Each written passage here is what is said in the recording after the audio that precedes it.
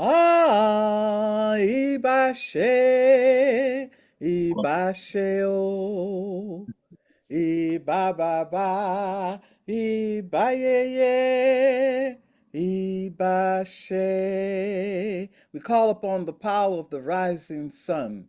Oh, ibashe, ibashe o, iba ba ba. Ibaye, Ibashe. See the wonderful activity of life at high noon. Oh, Ibashe, Ibashe, oh, Ibababa, Ibaye, Ibashe. Invoke the pleasure of the sun setting over the ocean. Oh, Ibashe, Ibashe, oh, Ibababa, Ibayeye, Ibashe. Feel the peace, the serenity of the moon looming above the mountain. We call upon blessings from the east, the south, the west, and the north as we stand in the center of a 12-point star, making ourselves in the center the 13th point. Today, we are going to celebrate the 13th cleansing, which is coming at a time when we really, really must engage our spiritual power to deal with political intrigue, environmental devastation, isolation and depression, and economic hardship. This is the Mother Earth Delegation public call, a place where you can come to participate in the prayers and the blessings of the elders here, where you can meet each other and we can move forward as spiritual beings in the human community. Thank you for being here with us today, sitting in the center as the 13th point. May we all be healthy. May we all be safe. May we all be happy. I am Luisah Teish, and it is my pleasure today to introduce the elders from the various communities who are going to share their prayer with us today. I would like to bring on Grandmother Loretta. Thank you so much, Sister Luisah and Sister Jyoti and all of you who are on this call with us for taking precious time to spend with the world. And we look forward to this time. I think reaching out beyond these days and reaching out and touching your faces. I'm reaching out and touching your faces in prayer. That's how we say it from afar. Today, I would like to remember my mother, who was one of the members of the International Council of 13 Indigenous Grandmothers, Beatrice Long Visitor Holy Dance. My mother was a woman of prayer, and she was very staunch in how she guarded her access to ceremony, because when somebody is on their own homeland territories, then whoever you invite in to sit and pray with you in whatever way that they have to offer, it's that practitioner's right. It's their rite of passage into spirit, and so that you create a space so that everything that comes in there is well, and it's happy, and it's setting a time for you to be able to share your words, and so that you can ground your thoughts and feelings, because after all, we're all that stand between heaven and earth as human Mm, beings. And on the chain of relatives, we start in the sky, and all of the wingeds, all of the birds that live in the sky, we pay homage to them and remember them. And when we are offering our prayers, that is one of the relatives we call on. And then we call on all that are in the ocean, and so that we remember them and the purity and the righteousness that they bring to us, so that we have fresh water, and that they have a way to contain that ocean of water, so that we continue to emulate them and try to flow like water in mm, whatever it is that we're doing. And then we pray for all the ones that are standing on earth and in the earth, the ones that crawl, the little insects. Those too are our relatives, the four-legged. Those are all the ones that we remember. We don't forget them, because some of them bless us with their food, with the meat that we use from them. We ask for the plant medicines, because those are the things that keep us nurtured, the plants, the food that we use from that. So when you're doing all of this and remembering uh, where you come from, it behooves the one to feel a presence of spirit as you're doing all of this and calling it in, and so that you know that your voice is being heard out there. And the last one that you pray for is yourself as a human being, the two-legged. And along with those teachings, it's nobody has a monopoly on prayer or spirituality, but we all are gifted in the ways to be able to practice these things and to be able to share. And I think that one of the things, the rewards that I find in the practice of doing ceremonial rituals, or to do the work to help people, that reward that I find when I really go deep into myself as I'm using the medicines of time, or the medicines that nurture me as food, or the medicines that heal me for my sickness, whatever it is that I'm feeling.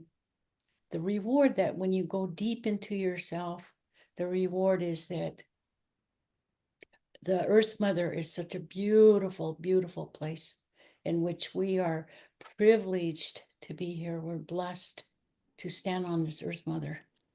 And when you think about it, why would anybody want to leave here? mm, That's what we find. Why would we want to leave here? Why would we desecrate a place? Why would we uh, not pay attention to the things that we're taking? And the teachings are that we only take what we need.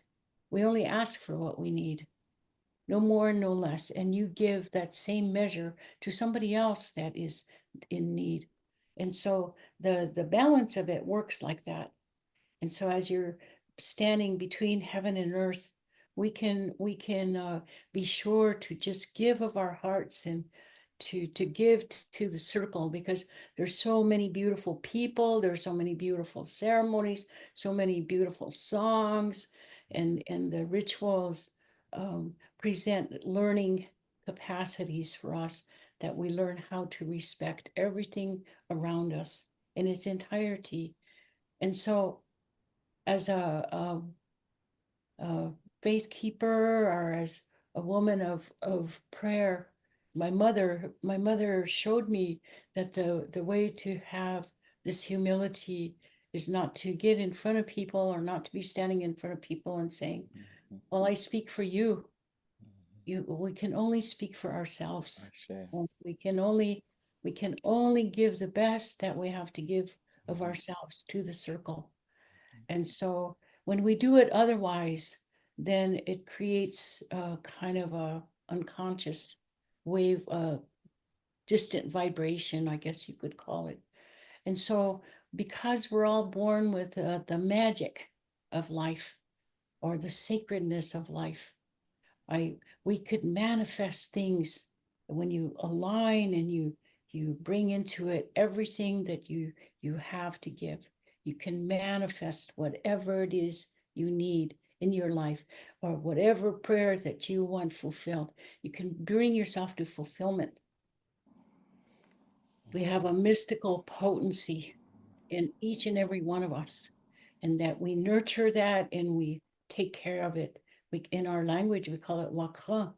There's something so beautiful in that mystical potency that it comes from a long way, and we to have that in you, to be able to recognize things and to be able to make a part of a sharing for everybody. I think that is the most beautiful gift that we can give to each other across the land, across the world. And so with that, I just want to express to you that the thing that I follow in my every year, that I renew that.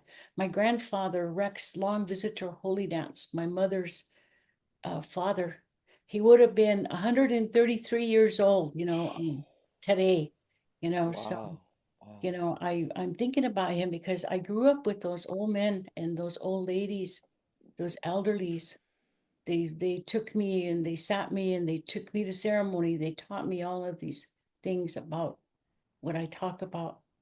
And so I'm very grateful and I'm moved that the number 13, when it came up this morning, I was remembering, I prayed, I told my grandfather, I said, Tugashila, remember, I'm still here, and made my prayers with to him and to Creator and to Woke, the mother-law, because those are the guidances that I carry, that I stand with, and that I take care of. And so this morning, I greeted my mother again, and I had told her I was going to be doing this. And I just wanted to put her here because that's who has taught me what I know. That's what I want to share. I will never share anything negative with you, or I will never lead you down the wrong way, because that's not in my teaching. That's not how I've been taught. But I will respect you, and I will stand in that place to honor you and to cherish you, and to respect your ways for each and every one of you out there. So I just want to share about that much. And then I'm going to say the one prayer, the most beautiful prayer that they tell us, if there's no time, or you're not in a hurry, but you want to cover everything, is to use this one prayer. And I think the world over knows the prayer that I'm going to say in front of you today. And that is that all my relations, but my grandfather, I follow his philosophy, I follow his ways. He told me, he said, Tlakoja, granddaughter, grandchild, I'm going to tell you this. You learn to get along with the world. So I have done that. I have followed that, and it has served me very well. I'm 77 years old today, and I can say that, I really enjoy my life. I love this life that Ashe. Ashe. so I'm closer to going on to that next place than Yeah. I am, and I've lived a very powerful, good life, a happy life. Mhm. And so Mhm. I just want to share that with all of you and wish you all a happy new year, and that everything that you wish for, I'm going to pray about it for you like that. Your intention, your prayer, your belief on yourself, and the thanksgiving that we say at the end of that. We don't wait until we get something that we prayed for or longed for and to say thank you. We do it right away. So I just want to tell you about that much. I just taking up your time here. Just want to be sure that we were thinking about you over these holiday times, and hoping the best for each and every one of you out there. Thank you for taking time to join us. And here's my prayer. Ho mitakuye oyasi, all my relations. Thank you. Thank you, Grandmother Loretta. That was very sweet and very wise. A lot of wisdom in that. I'm especially grateful to hear you say that you are enjoying your life. There's so little joy in our world right now, but it's always a joy to be present with you in prayer. Now, Grandmother Jyoti, Mhm. can we hear from you now, sitting there in the mystical forest? I got all my redwood relatives Uh-huh. around me. They listen and they inform me every day, Mm, mm, mm, sitting here on this sacred land of the Pomo and the Coastal Miwok people, and mm. just want to give a great moment of gratitude to them, and through them, all the original caretakers around this beautiful Mother Earth and I all the share. territories and these cultures of the original caretakers. Mhm. Um, my sister Loretta's, I'm thinking today about Peter Yarrow. He brought some of those that have walked with us and taught me so much over my lifetime. Auntie, she shouts at me sometimes when I get weary and says, "Jyoti, remember, you must keep on keeping on." I share. And so we must. And so we must. And so this dear friend of ours, Peter Yarrow, and his entire family have walked with us for a couple of decades now, and they particularly were extremely instrumental by giving us courage and inspiration and a lot of hands on the ground kind of moments to bring the Unity concert to the Black Hills many years ago. And we held that Unity concert for 4 years.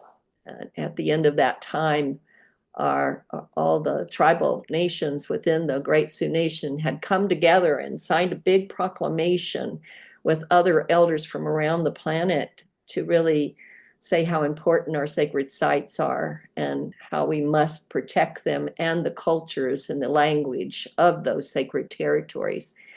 And it brought a global attention in that moment. So just thinking about him as he turned 86 and left just a little over a week and a half ago now, to go back to the ancestors. And I'm sure these ancestors have their hands on our shoulders right now to guide us, because, it was 2013, yay, Mm-hmm. when some of us were down in Colombia, and the four original peoples, the mamas had called some of us together, a small group of us there, and they started to share what was the next part of the Eagle Condor prophecy. And they said we were entering 13 years of the Great Cleanse. And so, as you mentioned when you were opening, this is the 13th year of that Great Cleanse, 2025. And if you think from 2013 till now, you can see how deep the cleanse has gone Mm-hmm. and will continue. Yes. And for this year, they say the ending has begun, Mm-hmm. that the ending is falling into the beginning in 2026. Mm. This prophecy prepared us and now is instructing us. And so it's telling us that it's important to watch the ending as it falls. And particularly now, to lean into our communities and into our circles and those cohorts that we work with in our work in the world. And so we have many eyes watching that which is falling down, so we can make mindful, strategic steps through the mind, MIND, through the mind field of 2025. They say we must hold the ultimate paradox Hmm. in this moment and embrace the intention with the tension Mm. of such a moment. Mm. She gave me another image as this year was turning, closing 2024 and opening into 2025, from an old friend of mine some years ago had given me this image, and it came pushing itself in a very strong way as the year began. And it said, we are divine flames within a huge wind tunnel. Mm. And that this year is about really anchor that flame and stand centered in that flame of the divine, so that you can use the wind of these changing times to brighten and grow that light, rather than allow it to diminish or extinguish that light. I found that really helped my body, my entire system, because many as I'm speaking to over these last weeks, come just this early weeks of the beginning of this year, so many have felt a great shift of energy that has taken place, an infusion of a higher frequency that has taken place, and our bodies and our entire systems are having to recalculate and realign ourselves and integrate as we take the next steps towards the ending, falling into the beginning. So with that said, I just want to offer a prayer up to say, I am thankful, Creator, thankful for all the teachers and the wisdom and the ancestral wisdom and the remembrance of protocol of Mother Law, the remembrance of a way of life where all life is sacred, and those original principles can wake up inside of us so we can walk the light of this new dawn. Thank you. Thank you for our original people around this planet, the original caretakers, for you are speaking loudly to them right now. You are giving them what they need to get in the medicine they need to bring to you so that you can continue your healing process. I thank you for that dialogue, for that connection, for that deep, devoted relationship that is helping us all remember to line up behind the Mother Earth, behind her original caretakers, to have that alignment once again so that we can feel the pulse of her heart and move with that rhythm. Thank you for helping us remember ourselves, for restoring that connection with you, Mother Earth, for it was cut so long ago. And we got lost as we lost that connection. We got pulled into a state of colonization where commodity became the centerpiece of all. We got lost.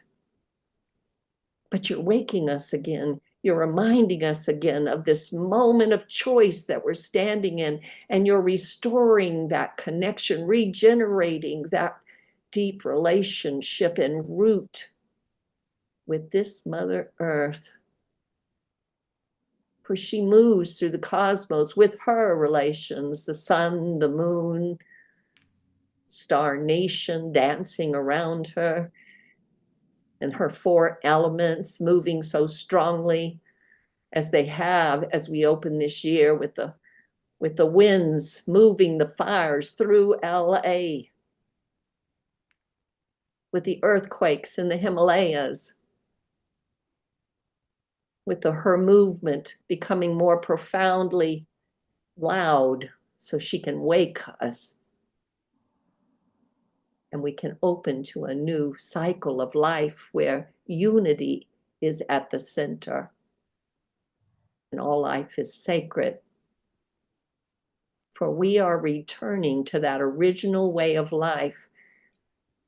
And when we waken it, we will know the preciousness of what we care for and walk more gently with each other, embracing all nations and all forms of diversity within this great creation.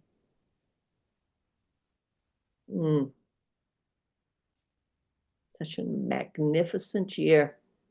Let us remember to dance with the joy of it all in our hearts as our hearts pop wide open and the light and sound and intelligence of love can light our way. Let it be so. Let it be so. Let it be so.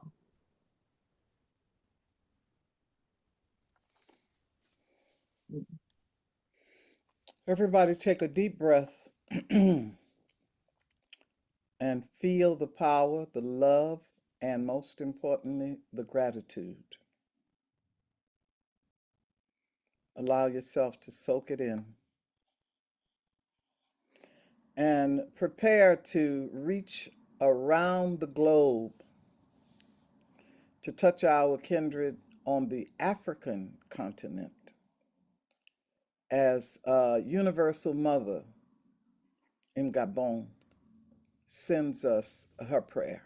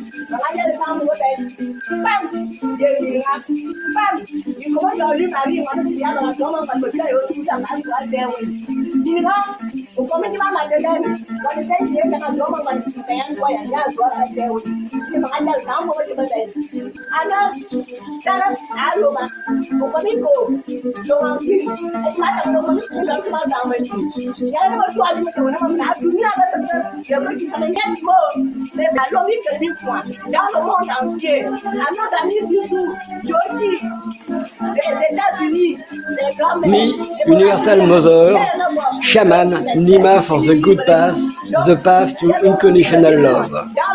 For this new year, I send a shower of blessings for our sisters and brothers everywhere in the world who continue to cultivate unconditional love for all the world. Today, the world lies terrible tragedy.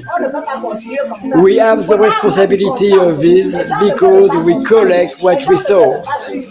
Friends, it's time to finish with the horror. Our traditions are to help us to know who we are, where we are coming from, and what is our mission in life. Back to the source, help us to understand that we are only one person, whatever our origin. Maybe my family today was my enemy yesterday. The soul didn't have border and visa to rebirth.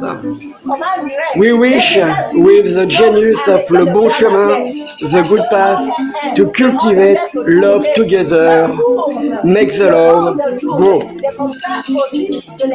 This is the message from the good path for you, our friends, and all the world. Just love and only love. The good path, the path to unconditional love. Wish you Happy New Year and shower of blessing. La petite fille de ton enfant ou bien la mère petite fille. Donc, ça c'est le message que le bon chemin essaye d'envoyer dans le monde entier. Rien que de l'amour, rien que de l'amour, il n'y a rien d'autre. Donc là,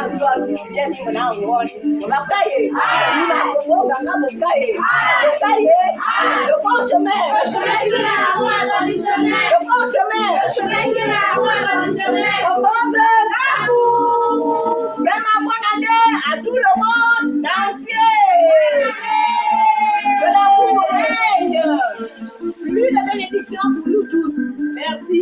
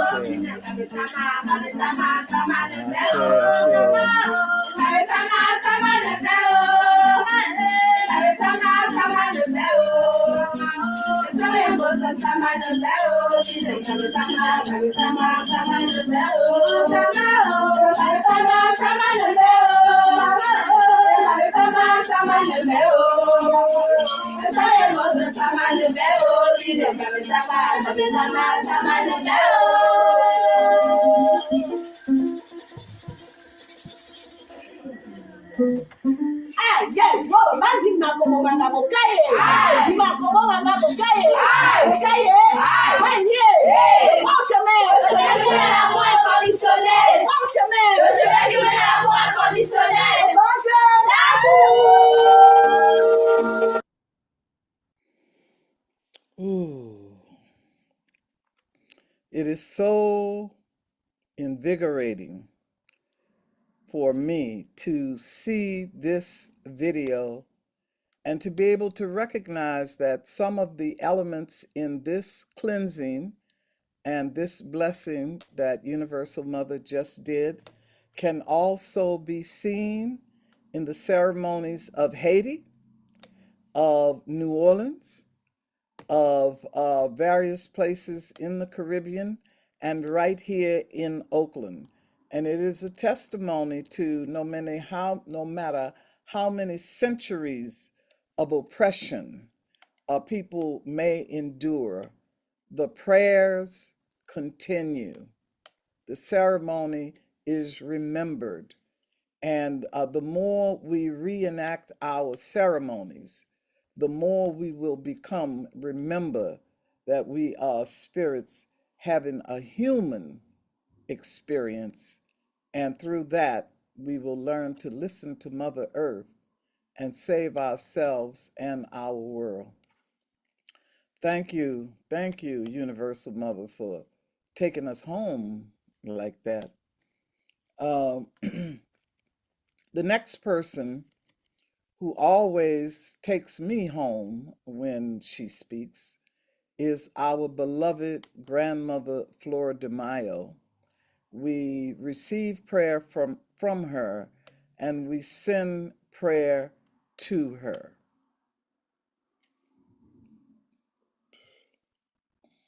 Beloved Creator, beloved Mother, Father, beloved Beauty, beloved Heart of the Heavens, Heart of the Earth.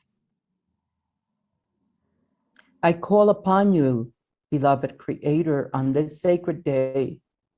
It is the day which in my heart I celebrate the sound of the raindrops, the sound of the sacred rain, beloved Creator, the movement and the energy of the sacred heavens that brings the clouds, the rain clouds, beloved beauty. We are in such need of this sacred element, beloved Creator, this beautiful element of the rain, the sacred waters. Our state is scorching, beloved Creator. We have been experiencing so many fires and so many things, such destruction that is happening around us, where nature, animals, and humans and human habitations has been destroyed, beloved Creator. On this sacred day, beloved beauty, I call upon you to protect us and to bless us with your blessed rain, with your blessed raindrops, beloved beauty, to dry these fires, to water down these fires, to bring healing to the land, healing to all of the vegetation, renewal of the vegetation, to bring back the abundance of the animals back into the forest, and to bring back the families that had to move away, that had to go out of their personal properties because of the fires. I pray for all of the families, beloved Creator, all of those that have been touched by this fire.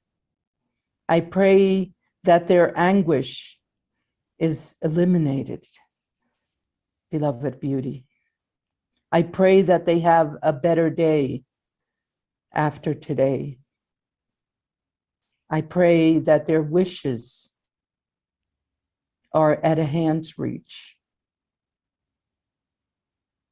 I pray, beloved Creator, every day for rain.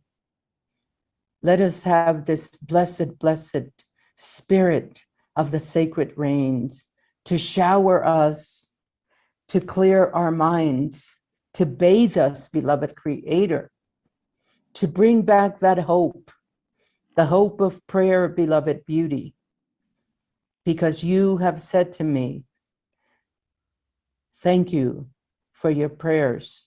Your prayers are being heard. Beloved Creator, I send these prayers out into the four directions to all of the people, to bless the lands with sacred waters,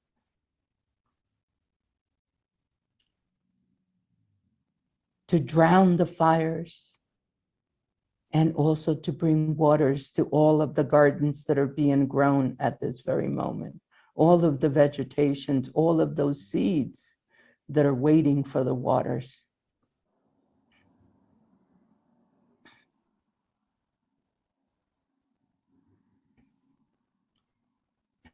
Beloved Mother, Father, I thank you. I thank you for this moment, and I thank you for listening to my prayer.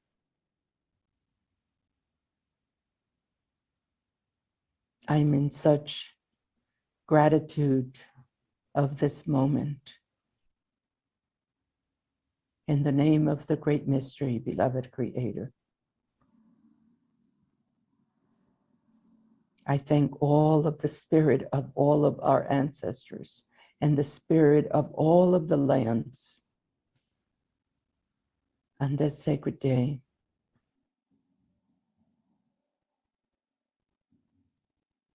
Thank you.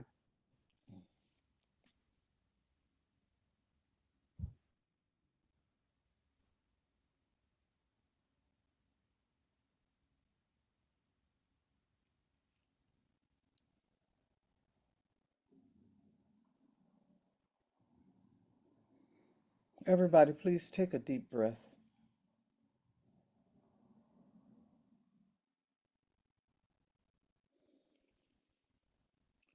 We so need these prayers right now. As Flordemayo pointed out, the fire is angry. We've been told before that the water was suffering and that the wind was upset, and that the plants are meeting underground and to try to help us in our situation. And now, a famous Black writer, James Baldwin, once said, God gave Noah the rainbow sign. No more water, the fire next time. I'm looking at fire ravaging in one place, earthquake in another, tsunami in another, snowstorm in another, volcano erupting in another, and we really, really need to hear Mother Earth's voice, and we need to raise our voices in prayer, asking her to look upon the face of those of us who love and serve her and each other, and to drive by us when destruction comes, skip over us so that we can stand in the end and have eyes for the new beginning. This is the place here where we invite you to ask your questions, add your prayers, your comments, etc. And Grandmother Flordemayo and Heather are offering a gift, are offering in addition to a prayer. So we ask you to come into community now to survey what you feel and what you want to know. And this is the time to raise your hand or put a question in the chat so that we can interact directly with you before we carry on with more prayer. Does anybody have anything Yes, that they want to say? Debbie Christo had her hand raised, so while Marjean's pulling her up here with us so she can ask her question directly, Okay. Marjean's going to put something in your chat that explains more about this gift that Yaya was talking about, that Flordemayo and Heather are offering all of you, with links to where you can go and get it for yourself. Mhm. So watch your chat. Marjean will be sure to share that soon. And I'm still waiting to see Debbie Christo. I love you, Debbie. There she comes. We've got one more with a hand raised too after Debbie. Mhm. So Debbie, if you'd unmute yourself, and if you can turn on your video, that'd be wonderful so we could see you. We'd love to see you.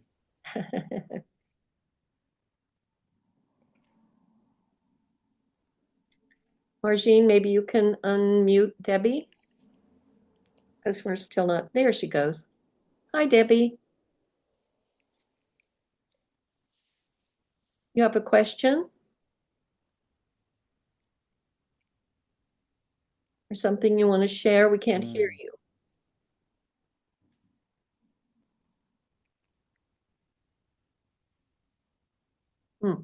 She must be having trouble. So why don't while they're trying to figure that out and get Debbie on, we did have a question that was sent in to us by Rita, who lives in Ireland.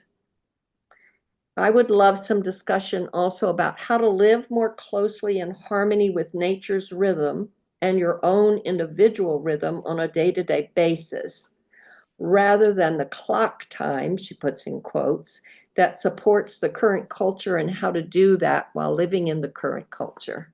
So would anybody like to respond to that question? And then we'll try Debbie again. Yay, yay? Well, I was seeing another question in the chat that I want to respond to very, very specifically. But for this first question, it's an important one to see yourself as yet another one of Mother Earth's children. The clock that we live with now, the sense of time that we have now, as far as my tradition is concerned, is perfectly ass backwards. We call the new year in the middle of winter rather than March 21st when the earth is new. We call 5 minutes after midnight in the middle of the night. We call that morning, you know. And it seems to me that our education has been indoctrination to make us follow an assembly line and to think in terms of domination as one of our brothers is always pointing out. And so I think that a reset is necessary. I think that it is important to know what the planets are doing, know what the seasons of the earth are doing, and to turn into your own biological clock as much as possible. This is very difficult if you're one of those people who's stuck in a 9 to 5 job, for example, finding a way to be sane and still internally, when you're sitting in a cubicle with a lot of machines going off around you, you have to go meditate in nature, near the water or in the forest, and collect that feeling as if it is something in a bottle that you can sip on when you need to. And when you are sipping on the juice of the sacred space, that is the time to ask to be shown how I can change my life to be more in harmony with who I am to become. I know it sounds abstract as I'm saying it, but it's something I am experiencing myself right now, to shift away from being a multitasker to being someone who can concentrate on one thing at a time to completion. So there's a lot of internal work that you have to do before you can change your external condition. Mm. Mm-hmm. Thank you. And there's another question here. How do our elder mothers feel about the possible, in quotes, death of democracy as we know it? Mm-hmm. That's the one I really want to answer to, because on Saturday, January 25th, okay, if you go to my website right now, my link tree, you will see that on January 25th, I am going to be doing a 3, possibly 4 hour interactive presentation on spiritual responses to the 2025 agenda. It is a serious thing that we must take a look at, okay? We must prepare. The theme there is don't panic, prepare, okay? And we will be talking a lot about how we avoid panic and prepare in general, but there'll also be questions and answers to your specific situation. I want to say very, very clearly that I am clear that we are on our way to a global oligarchy, a global oligarchy. And we cannot stick our heads in the sand nor look at this with one eye open. So, because it's a long response, I say to you, go to my website, take a look at the January 25 presentation, and I'll see you there. And can you put your website in the chat for everybody, or maybe Yes. Martine can for you? Martine, can you put my link tree in there? Yes. Thank you. So we're going to check with Debbie real quick and see if, Debbie, if you just want to make an audio statement or question, or just want to make sure I haven't dropped the ball here from my side.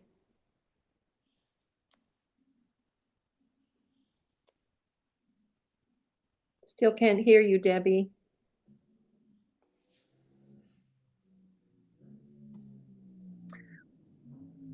Okay, well, we're going to have to go on, Debbie, but I just want to say that when anybody asks a question, when we have a prayer in motion like we have with you all today, the prayer is heard.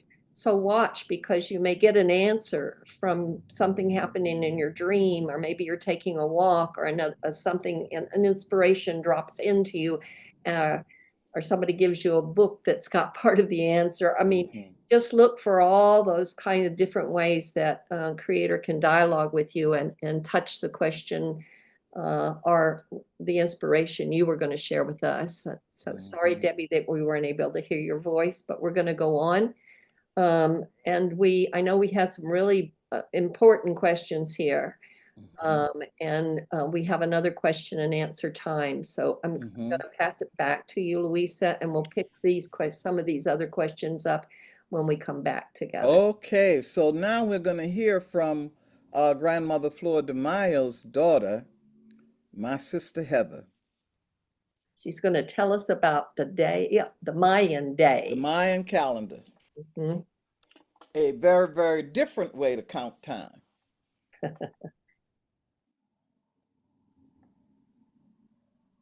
Hi, everyone. Thank you for joining. And thank you to the Mother Earth delegation. My name is Heather, and I'm Grandmother Flordemayo's daughter. And today is Saturday, January 18th, 2025. And I have a couple things. I was going to talk about the day on the Mayan calendar and what Trecena we're in. Also share a little prayer that my mom wrote for rain and healing, and also just kind of a little simple ritual that you can do. So I want to thank everyone for their time, thank the Mother Earth delegation, and my mom, Grandmother Flordemayo. So I'm going to begin with this prayer that my mom wrote for rain and healing. And it says, "Beloved Creator, source of all life, we come before you as humble children of the earth. With hearts full of love, gratitude, and hope, we call upon the sacred wisdom of the elders and the strength of the indigenous grandmothers.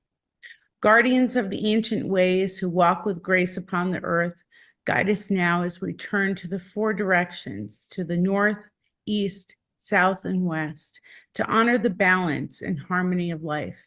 Mother Earth, we feel your pain as flames touch your forests, your grasses, your sacred soils. We ask for the gift of rain, gentle, nourishing rain, to quench the fires, to restore the land, to bring renewal, and to let the waters come softly and steadily, filling rivers, blessed fields, and healing hearts. We send prayers of love, light, and blessings to the courageous firefighters and first responders. Protect them as they stand between destruction and safety. Grant them strength, clarity, and the protection of all sacred spirits. To those affected by the wildfires, grant resilience, courage, and comfort of knowing they're held in the prayers of the world. May communities rise together in unity, helping hands extend to rebuild and renew. O Creator, we pray for balance, for the rains to cleanse and restore, for the winds to calm, for the fires to extinguish. We stand together, united in purpose, holding Mother Earth in our hearts. With every drop of rain that falls, may healing come, may hope rise, and may harmony be restored. And so with the blessings of the grandmothers, with the wisdom of the elders, with the love of all beings, we release this prayer into the universe. May it be so. Today on the sacred Mayan calendar is 8 Bots, and we're in the Trecena of Kat. So 8 Bots is it's rooted in the themes of time, connection, creativity. Bots, in essence, represents the thread of life. It's the weaving together of our spiritual essence. It's our relationships and artistic expressions. It symbolizes infinite time and unity, marking the beginning of a new 20-day cycle. So today, this is about the fresh opportunities to weave our destinies with intention and purpose. It's the energy of the beginnings, offering the sacred connection to spirituality, creation, and renewal. It teaches us that the importance of recognizing the interconnected threads that bind us to the universe and to one another. It's a sacred day that invites us to honor the ancestral wisdom passed down through generations, to reflect on the patterns of our lives, and to celebrate the creative forces within us. The story of Bots reminds us that in the beginning, there was nothing until the lords of creation cast the thread of life, weaving existence into being. It's the first Nawal, actually, as we count and use the sacred calendar, the Mayan calendar. It always begins with Bots. And it signifies that start of a new ceremonial journey. It's a day to seek balance in the art of time, honoring both the joys and challenges of our existence. So when we have 8 Bots in the Trecena of Kat, again, what it's doing is it's illuminating the threads that tie us to life's intricate web. And Kat, in essence, is the web or the net. So it represents liberation and transformation, inviting us to untangle emotional knots and gather the essence of what truly matters. Together, Kat, that Trecena, and 8 Bots today, it guides us to create with intention, release what no longer serves us, and to embrace the beauty of life's evolving tapestry. A little ritual that you could do. My mom and I were talking on the phone, and she just, wasn't able to join live. I'm actually recording this a day early. My dad's been sick and just recovering from surgery, so thank you for that space. But I talk to my mom every day, and we were talking about a ritual to strengthen prayers and resilience, especially in days or during a time of chaos. So an easy practice that you can do is prepare your space. You can light a white or yellow candle to honor the energy of clarity and illumination. And what you're going to do is also get some thread or a cord, and that's going to represent the web of life. You're going to call upon the 4 directions and the 4 elements, asking for guidance and protection. A suggestion that mom came up with that you could say is, sacred grandmothers and grandfathers, we honor the web of life and the threads that connect us. Guide us with your wisdom, strengthen our hearts and resilience, and align us with the divine flow of creation. May we walk with clarity, strength, and grace. And you're setting those intentions, invoking the 4 sacred elements, the air that can carry our prayers, the fire that burns with transformation, the water that sustains and heals, and the earth of our mother who holds us with infinite love. And you take a piece of thread or yarn, and you're going to tie knots for your prayers or your intentions, each knot symbolizing a step towards strength and balance amidst this chaos. You're going to hold the thread close to your heart and visualize light flowing through it, infusing it with your intentions, your prayers, and your energy. And then we're going to move on to a release and gratitude. You could decide to burn safely or bury the thread as an offering to Mother Earth, releasing your prayers to the universe, and express gratitude for the wisdom and resilience gifted to you. My mom and I love journal prompts and I am affirmations. So I've got a couple for you, some suggested journal prompts. What threads of connection in my life need strengthening, and how can I honor them? How have the challenges in my life helped me grow and evolve? And the last one, what creative or spiritual projects can I begin to weave into my daily life? A few I am affirmations. I'm the weaver of my destiny, aligning my actions with my purpose. I'm resilient, finding balance and strength in life's challenges. I'm connected to the sacred thread of life, honoring my creativity and spirituality. So as we honor 8 bots, may the threads of time weave harmony and abundance into our lives. And let us carry forward the wisdom of the ancestors, creating the intention, releasing with gratitude, and walking in the sacred path with strength and clarity. Through this energy, may we find inspiration and unity with the great web of life. May it be so. On behalf of myself and my mom, Grandmother Flordemayo, I want to thank everyone and have a beautiful Saturday. And thank you for being with us. Much love and light. Mm-hmm. Oh my goodness. Isn't she beautiful?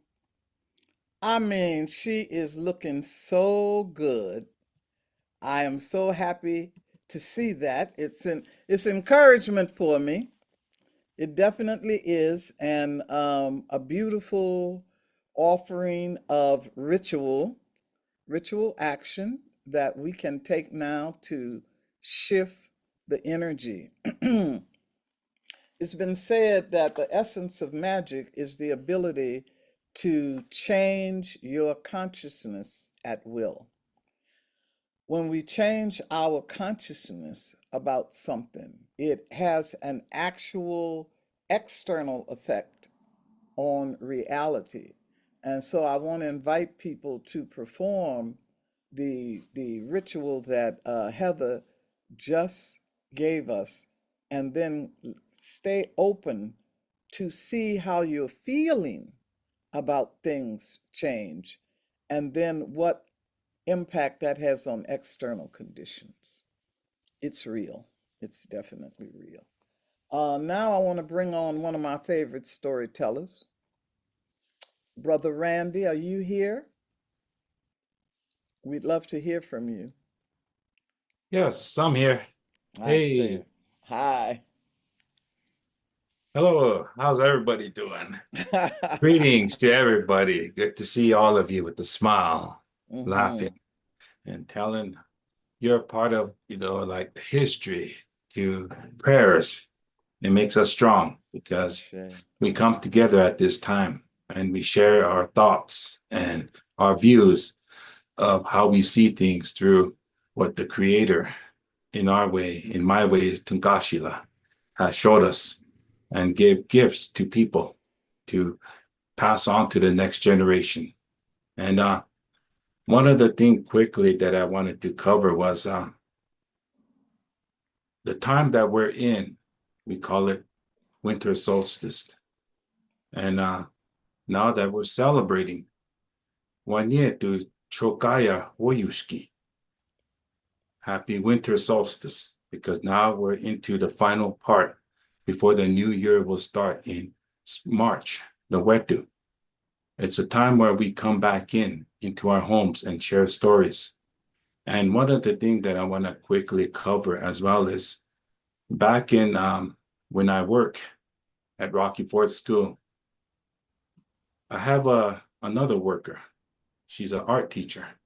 And this art teacher, before her mom and dad passed away, they shared a lot of stories to her, passed everything on, everything that they did, regular stories to the future, to plants, herbs, and everything like that. And she basically, like yesterday, when we sat down, she shared a lot of stories.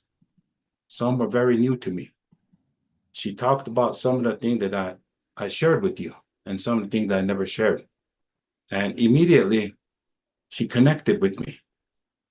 Everything that I explained and said to her, she caught on, and similarities of what their parents told her about the way of life.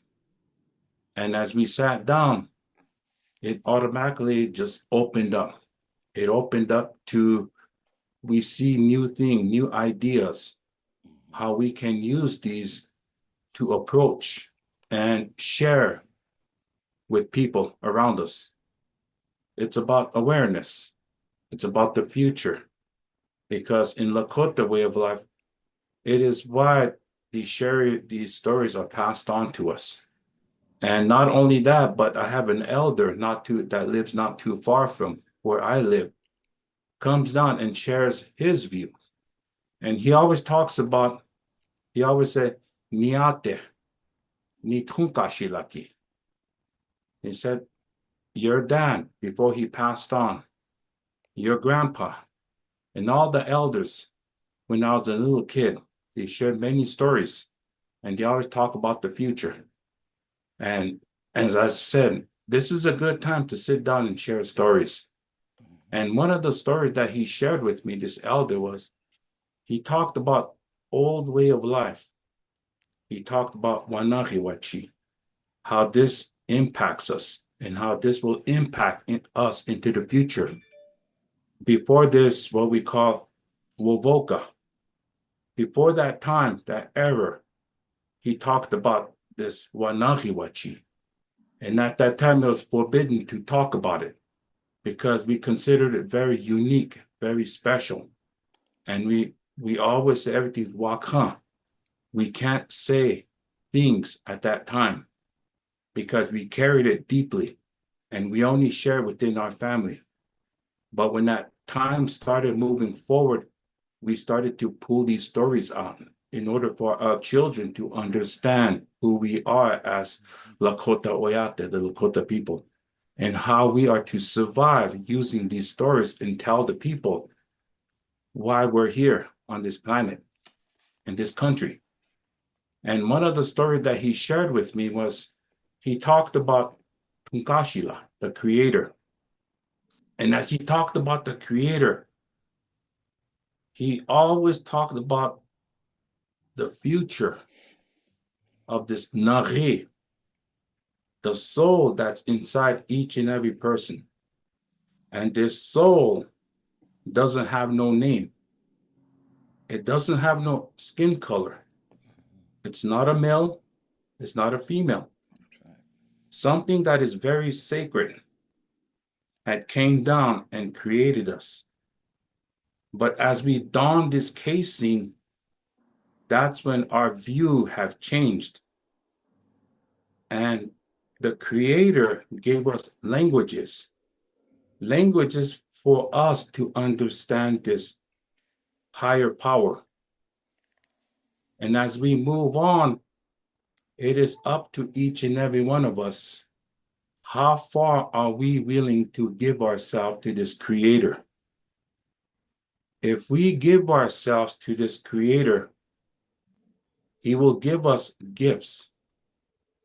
Gifts are not physical gifts, money, car, house, but they will follow eventually because the creator knows you have needs here on this planet.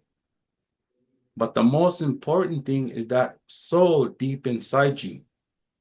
How is that soul going to balance itself out in today's way of life, the lifestyle that we live? How is that soul going to balance it with the casing? You have the physical and you have the spirituality. But as you move forward, the creator will show you things that many people will never understand and will never catch. But you keep moving forward. And through those prayers that you make, that you send your voice to this creator, he will touch each and every individual, no matter where they are, who they are. And because of through you, he will remember these individuals, those that have gone before us. And this is how our ancestors taught us. And he connected with this ghost dance. In the past, long time ago, before Europeans came to this earth, when they practiced this ghost dance in the Black Hills, they saw many things. And they practiced it, rituals, ceremonies. They truly gave themselves to the creator. And they finished it for us. Onkichu stampi, That's what they said, the elders. They finished it for us. So the time that we're in now, you don't have to practice it if you don't need to, because they finished it for us. They died for you. So when that ghost dance was performed, they were dancing in jubilation. They're saying that remember the Creator. As long as you remember the Creator, when you pass on from this world to the next world, you will live. That soul will be taken back to its Creator, and you will see your ancestors. So he made that connection with the creation itself, and how he connected with using what we call trees. He looked at me and said, he smiled, first of all, this elder, and said, he looked all the way around and said, don't be cutting those trees. Hold on to them. So I said, why? Did you know that these trees are there for a reason? The Creator speaks to us through these trees.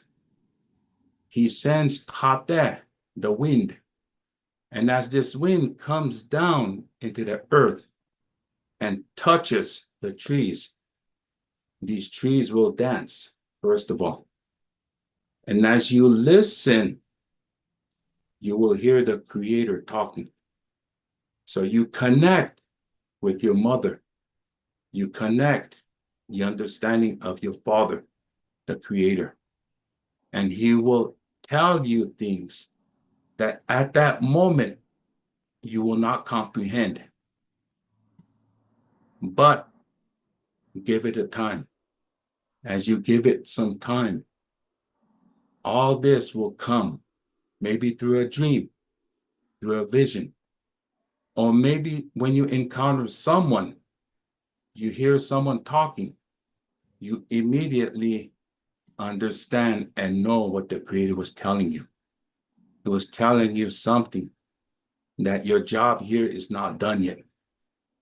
You have a gift inside you to teach the world, your people. Whoever's out there, teach them, talk to them in the way they will understand. Use creation so they can make that connection. Because many people out there, they have to see things in today's society. Many, few. Because if you talk in that spirituality immediately, many will not catch it. You have to take several steps back, then guide them. If you have to use creation to teach them so they can have a better understanding of Mother Earth and how they can care for this Mother Earth. And from that, as they move forward, patience. You have to have patience in this lifestyle that we live. If there is no patience, how can you connect with the Creator? Because the Creator will always be there, no matter what.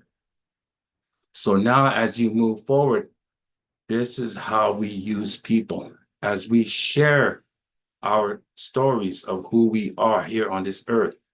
And this is how I connect with one of the co-workers where I work. She begins to tell me things that I never heard before. And I shared my stories with her, and immediately it became one. Kiwanjila. And as it became one, it immediately took off itself, and it opened up many doors to where I began to understand worldview. Many things that I never understood. It taught me how this Creator works in different ways, uses people to reach out and touch you. So this is where how do I find balance in life? Hold on to what you have. Remember who you are, Nitweki. As you remember who you are, you will find yourself. And as you find yourself, you will automatically find that balance in life and you will move forward. And the Creator will always guide you, because the land that we live, we call it Mankawita. Mankawita is the dirt that we walk on. And from here, the Creator grabbed the dirt and let this dirt walk. And that's why in Lakota, in my language, we call ourselves Wamankanshka. Wamankanshka are living beings. Living beings meaning the dirt that moves, the dirt that walks. Because there will come a time when we will go back to the dirt that we were created from. But the time that we have on this Makawita, this is where we reach out to people. Don't be ignorant. Don't be selfish. Always have an open mind about everything.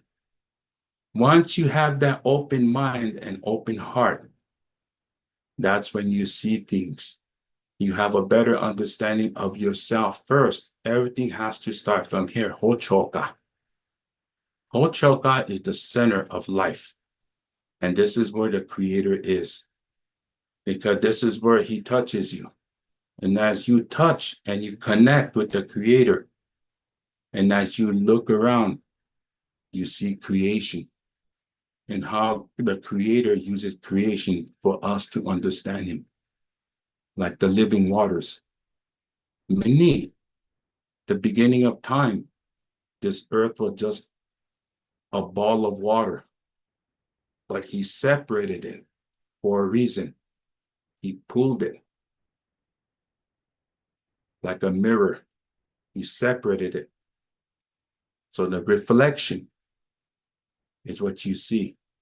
So everything, when you look up at nighttime, the star constellation, it is a blueprint of what's done here on this earth. And this is how we begin to understand our sacred sites, how the Creator put these sacred sites in order for us to go to them and understand why are these so special. And this is how we begin to understand why the Black Hills came too, and how Wind Cave, how we became Iphanhanska, we call it Black Elk's Peak, Monthopaha, Bear Butte. All of these sacred areas that we understood them through the star constellation. Because when we pass on from this life to the next life, we too become part of the star knowledge, the star constellation. So when you look up at nighttime, you see your ancestors looking down on you and telling you, don't give up. You have a job here on this earth. Fulfill your job. Because once you're done, then we'll see you. We'll see you on the other side. For the time being, open your heart. Listen. The creation is talking. And we use Wamankanshka, other Wamankanshka. The Shugamani do, coyotes. Shugamani do Tanka, wolves. Hiha, the owl. All of these, we connect with it. And they're talking. And as they talk, you listen. Just like when my mom, about 2 years ago, when we were talking, sitting down talking about creation. Early in the morning, she went outside about 5 o'clock in the morning during summertime. She sat there and she said a bird flew right next to her, sat down. And in Lakota, we say chetungala. Things that happen at that moment that you reason yourself, first of all. Am I dreaming? Is this happening? She told me that bird was talking in the language that we speak, Lakota. Then that bird was talking to my mom. So this is how we connect, because creation knows a lot of things that we cannot comprehend or understand. And this is how we connect and we tell people. And we connect it and we tell the politicians. Because when you look at the politicians, they moved away from creation, Mother Earth, and their heart has hardened. And they do many things not knowing. They cut the trees down, knowing that we as indigenous people need them. We need the trees for survival. We need the water to bathe ourselves, to drink the water of life, to understand everything. All these other Wamankashka, the paradox, everything. They have their own way of life, but because of these constructions, new cities, new housing, all these other Wamankashka were moved from their own natural habitat, and they moved them away. And now they have to make a new living in a different area. Just like you were raised in a certain area, but because of a development that was going to corporation come in and say, move. You moved from your habitat, your natural habitat. Just like that, all these other Wamankashka were removed from their natural habitat and they were lost. That's why the time that we live today, the elders that have spoke said, Tokata Wamankashkanki Nunyum Ktelo. These living beings will be lost and confused. One will not focus right. They will not understand because the times are changing. When they say Wamankashkan, they talked about us as well because we are part of the Wamankashkan. We will lose ourselves in today's society if we're not aware of it. We have to focus. So with that, Wopila, like to thank you, each and every one of you, for letting me come aboard once again with the group of delegation who shared their thoughts, their prayers, all the things that we need to move forward as food. God, this is food we're sharing, we're eating, we're sharing that meal together. And now that we move forward. So with that, I'd like to make a prayer in closing. Tunkashila. Ola betuki unsha wahina jina. Chiksuya. Tokahe oye chele niecha chiksuya sa tunkashila. Chi niecha uyaka hapi mankoche laka. Mankoche wita wala. Mankosi domini omaya. Wayate ya umpi tunkashila. Na mankoche akamani pila tunkashila. Kiwa he na voti take tuktekte wichungudunipe. Takuto kasa. Olea petuki tunkashila. Wayate lina hu wichaganunimna. Ishtamini hiu. Iyokshi chapi. Ishtamini una wichakchi pakinta tunkashila. Wichash akechayo. Otratuya topa tunkashila wichana hi umlina ekash. Wichapa kintin wichaki uskayo. Heche iuskya akota na hiom na yata. Iuskya unkina shipikta. Wayate kilina wichash akechayo. Wioch beataka tunkashila. Preta wan techu chakua. Wichunt aikwake. O wichakya tunkashila. Unshikapi. No makal le miniwa akota yakele oyate ke umni nekash. Wichaki iksuya. Yu hakini tunkashila unshikapi. Yote ke onkum. Ya hoyo nepi tunkashila. Oche ke mamakoche le yu ha monipi. Non ki chikumpo tunkashila. Na uyush akechapo. Oche trokate ke yushke unkia pikte na toksha ampetua chankulu toma yakahele luakale. Akan nonji pikte. Na yushke akota wonya kapina yu honkina shipte ptala tunkashila. Ja le ampetu ki tunkashila chiksu ye trokahe.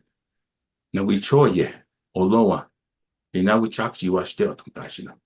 Eta wa unta pikte. Na yushke trokate ki unkia pikte tunkashila. He unwo pila jije. Thank you. Thank you, Brother Randy. Thank you. Very, very beautiful. Very beautiful. Can I now hear from Shawna Bluestar? Hi, Grandmother Luisah. Hi, baby. Thank you so much for your I feel like you brought us back into so much of like creation story and just so much of the elders teachings, Randy, so thank you so much for that. And Grandmother Loretta, you were also doing a lot of that as well in the beginning. So I love how our delegates and elders and just community here, we're in alignment. And even though we don't plan ahead, like we don't say, oh, we're going to do this or that, we're following our spiritual guidance, and then it comes through for all of you that are tuning in. So lots of blessings. I also want to acknowledge those that are affected by the fires in Los Angeles. Just so many various ways that people are affected in this time, not only through that, but through the fires. I certainly have some family and friends in Los Angeles, and I was there not too long ago. So it's very surreal when we see like the neighborhoods or the places that we have been. And I can just relate so much to that. So a lot of emotions and grief are coming up. And certainly there's been questions in the chat as well. How can we look to these times and have a sense of what's happening? How do we have our groundedness, our connection, our centeredness to anything? And certainly many of the elders have spoken to this today. I wanted to also speak more about, interestingly, sometimes I'll have things I have in mind that I want to share or what wants to come through. And then I feel like many of the delegates already shared what I had that I want to have come through. So I'll be kind of summing up some of the things, but it all connects and it relates. Certainly I want to speak as well to just the work that my father has been doing, speaking about the domination, dehumanization that so many people are seeing and experiencing and concerned about. These are levels and aspects to things that in the past years, I've been talking about this contrast of the domination code that was introduced and that forgetting that people have been experiencing. We're wondering, well, how did this all happen? How did we get here? And it really is that severing, that disconnection that happened not only just hundreds of years ago, but millennia ago. And how do we find our way back? And so that's this time, the time of the living prophecies, the time of transformation is also going to be starting the Lunar New Year very soon as well. And it's the year of the snake, which is also about transformation and shedding of the skin and cleansing, as we're speaking about. But I see this culmination of the times. I loved how Randy was also talking about listening deeply. And that's certainly one of my practices. I speak about the reverence code and the connection of how we can go back to our original teachings of our Indigenous ancestors all over the earth, not just necessarily in Turtle Island or Abiyala to the south, but all cultures. We all have this original way of listening and tuning in. Many people speak about shamanism, and not as many of our Indigenous peoples align with that, but I really align with the idea of animism is another word that I learned. And it's more like, how do I describe what I know as a Native person to people that don't understand? But it's what Aunt Randy was talking about. Like, it sounds mythical, or it sounds like something that people wouldn't understand to listen to the animals, like that they actually can speak to us and share messages, but it actually can happen when we're tuned in, when we're listening. So I felt really excited and kind of laughing to myself because I'm just thinking, yes, that happens. How can we tune into the wind and to the waters? How do people receive songs? Like, these are the things that the magic is there at all times, and we're taking it for granted, or we're disconnected. We're out of step. We're out of tune because we're tuned into other things. We're tuned into distraction. Sometimes that is often by design. So these are the things to have discernment at this time, to tap in even more to our inner being, to our own intuition, to have self-trust in what is coming through and guidance for ourselves. And sometimes, as Grandmother Jyoti mentioned, that can come through. It may not be something that we understand right now. It can come through later on. You might hear a conversation and say, oh, suddenly the pieces connect. And I got the message just now because I heard somebody else say something. Or the book fell open and it came open right to the page that gave me the answer that I've been seeking all this time. Something came through in a dream. our ancestors definitely come through and offer guidance, and many things can come. So I just wanted to share really quickly a little bit more about my understanding awareness, just showing the contrast with the domination code mindset and the reverence code understanding and awareness, which many of the elders have been speaking about, and you'll see threads and pieces of that. But really, it's part of my teachings. I have a course that I offer as well. People called it the Changemakers course, but it's really the reverence code course is kind of how I've shown it. And I really want people to be able to see that contrast, to understand and empower ourselves to see through the corruption, lies, these distractions. How can we be, in our full power to understand what's going on when people are saying, well, what's happened to democracy? Perhaps there were things there in place already that we were not really understanding and aware of. And how do we see deeper into the history of certainly this country, other places? How did things get the way they are? My dad's film is, I always get, for a second, it takes me a second, The Doctrine of Discovery, Unmasking the Domination Code. And then he has a website, it's originalfreenations.com. And then I have that course, which is the Reverence Code Changemakers course. And so I'm sharing these teachings, helping people to go on a journey to understand that spiritual path and why this is needed and necessary at this time. But really, I see the necessity of a different understanding of origin story, where people really became indoctrinated, conditioned into these understandings of hierarchy, of better than, less than, superior, inferior. These are teachings in the domination code mindset. To dominate the fish and dominate the earth, like these things were taught and passed down generationally. To be hardened in the heart, to close the heart. Don't be so emotional. Don't be too sensitive. Like, oh, you're supposed to man up.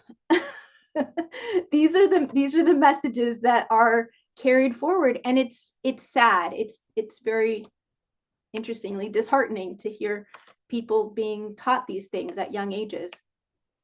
Also, the desire for power and control, the power over, domination over, dehumanization over, bullying.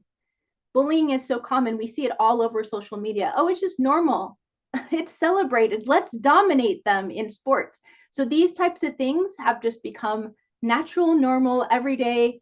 Oh, this is just how it is. And then we see this, of course, is happening. Like, okay, people are seeing these in officials, in leadership. Do we want this kind of leadership? And the alternative also is amazing to see that the original teachings and original peoples did not follow these ways. This was in disharmony. This would be, why would we poison our own water? Why would we poison our own food? Why would we hurt our own mother or our own children? Why, so it just brings up all of these questions. And so this is another thing, is like how the importance of this time of being empowered is critical thinking, is about having the questions, saying, is this really the quote reality that we want to experience, and how can we experience it differently?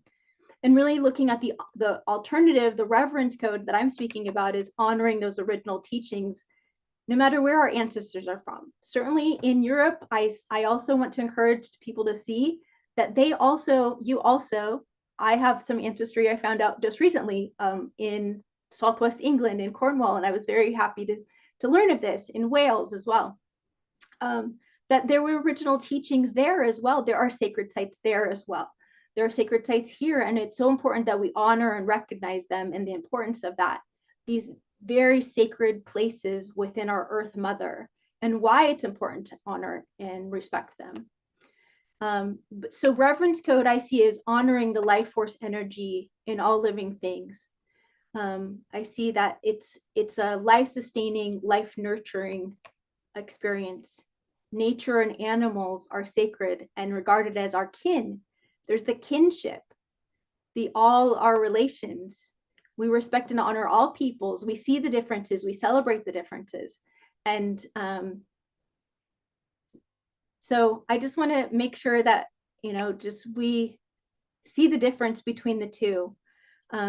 Community is celebrated. Women are definitely put on the altar and regarded understood for their wisdom and their guidance. And as we move forward in this year, I think that's really the importance of seeing the contrast. We definitely will be seeing the contrast. And we've been seeing that shadow coming to the light, though, I think is another part of our learning and our evolutionary growth, is that we're coming into a place of really seeing the contrast so that we can make a different choice. Do we want to continue on in those patterns? How do we move forward in alignment, in balance, in harmony, and reverence for each other? I've also been saying for a long time, it's about men coming into their hearts and women coming into their power, honoring the gender spectrum as well. But I just see so much that is possible right now. And the beauty that this moment is really an invitation for all of us to really deepen our spiritual connection and understandings, and respecting and honoring each other, celebrating each other.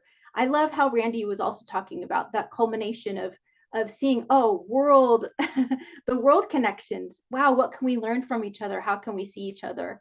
And the interweaving of stories to deepen our wisdom and our growth forward. So lots of blessings. Happy New Year as we come into, I like that, you know, I feel like it's kind of a long new year because some people are saying that now, but we'll also continue to say it into the spring. So lots of blessings and love to all of you. Wanishi. Ashe. Thank you so much, Shawna. It is always a pleasure to see your shining face. Can I say one other thing, Grandmother Luisah? My dad and I also feel like it's very important for us to have the connection with our film showing. So we want to do that more. We also are going to be having a film showing. We hadn't really set a time, but likely it will be on the 26th around noon Pacific time. My website is shawnabluestar.com. I can put that in the chat as well, shawnabluestar.com. And then an invitation link will be on my website, and my dad's probably, so. Ashe, ashe, oh. We're running a little bit over time, but we still have people. We still have two very juicy presentations, prayers for you. So if you can stay, please do. Because the next person who is going to come forward is our brother Jarmbi, who is an original caretaker of the land. Jarmbi. Yeah, how is everybody? It's been some good yarns so far, eh? And yeah, just going with what Shawna was saying, how, you know, we all have our certain elements that we probably are more practiced with, but also fit into everything. So for me, what I feel to speak to in this is, I'll try to keep it brief because there's a lot of good yarns to come after. So the understanding of what keeps us separated. What is it that stops somebody from being able to feel somebody else or something else, to be able to pay attention to the signs, the information coming from not just the ancestors, but from the earth herself, from the creator himself. It's that thing that not only stops us from feeling them, but it keeps us in our shell. It makes our shell more energetically sealed off. And a lot of the work that I do here around that is around trauma. So it's understanding that we are forced into our ego state when we're traumatized. So when something has happened to us, pulls us back out of being open, being able to be in our heart, being able to be in our empathy, forces us into a state of protection when we're under attack. So to that end, I think it's very simple. It feels like hell when you go through it to do the trauma work, but it leaves you with so much what I call this is where empowerment comes from. It's knowing that you're worth something because you've done the work. You've earned your place. You've earned your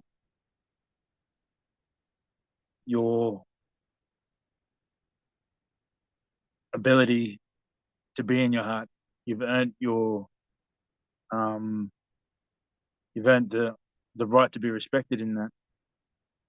And that's where people really bring in their warrior. And I think when it comes to an understanding of masculine and feminine energy that we all carry, our ability to be in our heart and our emotional story and in our empathy is very important, and it's where we do so much learning, where we really interact with creation. So to understand what it takes for us to be in that place means our masculine, our protection mechanism, our solid protection of self needs to be respected and honored and exercised in a good way. So our own self-protection, that part of us that says when we're in a deep emotional story that this is enough now, it's time to start looking up, it's time to, yes, we've gone through a lot of pain. We understand that, we can see it, we're feeling it.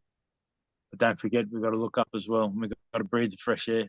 We need to be able to see the new energy as it comes through. And this understanding is ancient. It goes back a long way. The physical embodiment of that is in the story of the women and the warriors and the men. You know, it's all that, but it's in all of us, and it's with that understanding that we can better interact with creation, with the earth, with the kin, with everybody, and we can not just know ourselves, but we can see other people where they're in their truth and where they're not in their truth. And it's important because we always fall out of our truth. There's always something that's going to happen that pushes us into our ego. But some people take that ego to another step. When an ego gets toxic, it's because it's been allowed to be in control for too long. And it starts to use judgment and expectation as guidance tools rather than heart, rather than your highest truth. So it's, if you find yourself judging in anything, and it's definitely something for us Indigenous people as well, we haven't been allowed to go and do our healing stories. We're stuck in this warrior state. We're stuck in the protection state. We're stuck in the disconnection where we start to judge white people. We start to judge externally. We start to judge new age. We start to judge all these things because it's biting at a little place in us. We have a responsibility to be in our heart, to be in our truth, and to speak to that from an empowered space. Absolutely. And it's important because it helps people to come correct. It helps people to understand where they're stepping out of alignment, where they're stepping without respect, without being responsible. But if we don't do the work in ourselves, how can we expect that from anybody else? Now this goes for everybody. Doesn't matter where you come from. We've all been colonized. We've all been stood over. We've all been moved around. Even if we still live in our homelands, we're that strongly held back from being our natural self. And more importantly, what we're supposed to become. Where we're going with this. Taking our rightful place in society. We all have a part to this story. It's supposed to be shared power. Everybody on the earth. But if we're not sharing it, if we're not believing in that as where we're going with this, we're stuck in the fight. We're in the battle between white and black, or white and red, or white and whatever. Us and mining, us and corporate, us and government. Those things are there. We have to deal with them. We have to come to terms with that. We need to do the work. But where are we coming from? I do a lot of activism here. If we're not stepping into that out of a place of love and protection, we're stepping into that with anger, in judgment. Then the energy that we're putting out is that. It is a thing where we can do the right thing in the wrong way, for the wrong reason. So the more deeply we know ourselves, the more we clean up, processes are there. All of our bloodlines, all of our indigenous cultures, we all have ways of dealing with and healing ourselves. So to make sure that we do that, there's no excuses anymore. There's no excuses not to. We can't blame money. We can't blame where we are or where we live or our job or any of that. We can't blame any of it. We can't blame our trauma stories. There's no excuse. We do it or we don't do it. But whatever we do, make it empowered. Make it real. Can't blame each other. Because it's self. It's an internal job. And then we can open our heart to the world, to each other. Create safe space externally, but not until we create that safe space inside. That's what keeps us separated. Ooh. So I'll leave it there. Thank you, Jarmbi. You know, I'm because we're running over a little bit, but it feels like this is a good new beginning for this 2025. And so we're not going to be able to have more question and answers, but I can see that many of the questions that have been over here in the chat, we've touched on already. I also want to say thank you because there's a lot of wisdom flowing into that chat from many of you. So it takes all of us to hold what we've got to do in these coming times. How to prepare, you can go to also for more teachings and trainings from some of our elders, those here and those not here with us.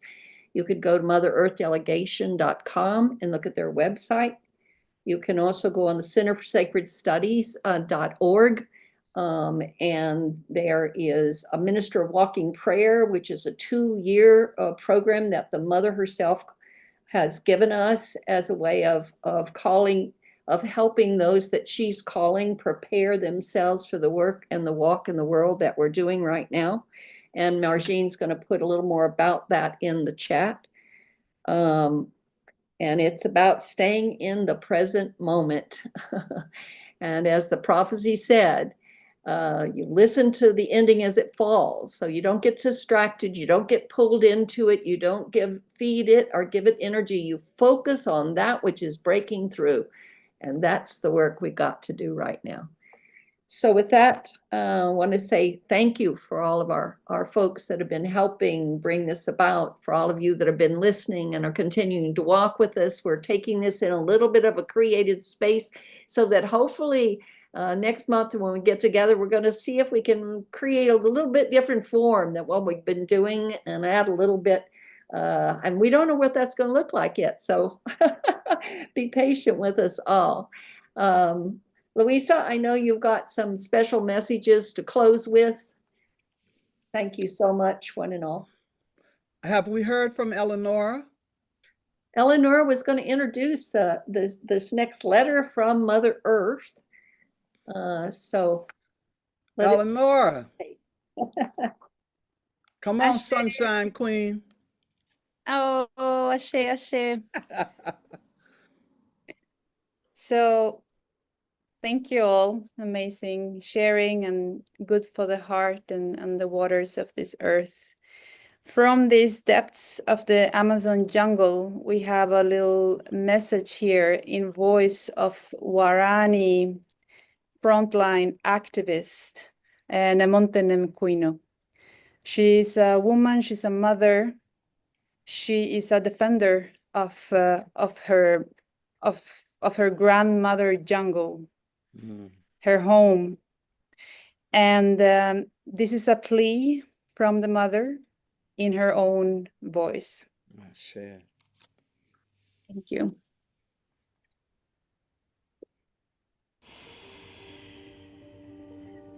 Queridos humanos, yo soy la tierra. Tengo sentimiento. Estoy llorando porque ustedes no me escuchan. El cambio climático es mi llanto, es mi sentimiento. Si ustedes siguen pensando de extraerme petróleo, minería, eso significaría que ustedes no están salvando, me están matando. No tengo capacidad de proteger y dar alimento a ustedes. Así que escúchenme, quiero que me respeten, quiero que me abracen, quiero que me paren de devorarme mi cuerpo para yo seguir teniendo la fuerza. Espero, ojalá, que escuchen de corazón a mí, a la Madre Tierra, que estoy aquí al frente, dando la vida a mis hijos y al mundo.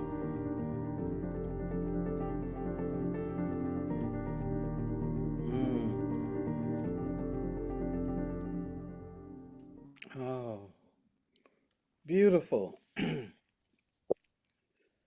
Ooh, you know, maybe we need to start an ear cleansing campaign so that people can hear her clearly. She said it in so many languages, coming from so many directions. We have to do something so that she can be heard. I am grateful to be among you, to be in the presence of all this wonderful prayer, and to connect to the larger community. And to close, I want to offer a very, very simple chant that is done in my community sometimes that says, Fun ire ida. Fun ire ida is asking for good fortune for the world. It's very, very simple. And if you pick up on it and want to use it in your ceremony, please feel free. It sounds like this. Funire da elekba, funire da, funire da ogun, funire da, funire da ochosi, funire da, funire da osain, funire da o batala, funire da o lokum, funire da iworo, funire da, funire da, funire da. And so I asked for blessings from the forest deities, from the ones who open the road, for the ones who walk carefully without crushing the leaves. I asked for good fortune from the clouds and all the deities above in the sky. And for all those deeply in the water, I ask good fortune for the world. And finally, I ask for good fortune for all of us, among all of us. Fun ire ida. Let there be good fortune for the world. Thank you for being with us. This is the Mother Earth Delegation, and we remain in prayer with you for all of creation. Ashe, Ashe, Ashe, Sheo.